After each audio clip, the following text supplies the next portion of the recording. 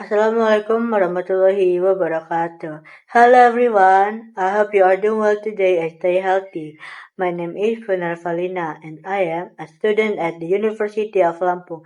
Today, I want to talk about a current issue in Indonesia. In February 2026, about 11 million BPJS PBI participants become inactive.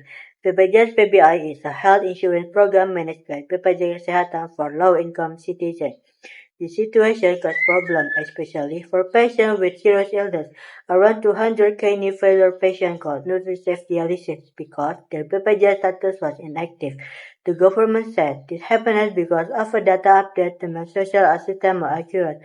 However, many people were affected by this sudden change.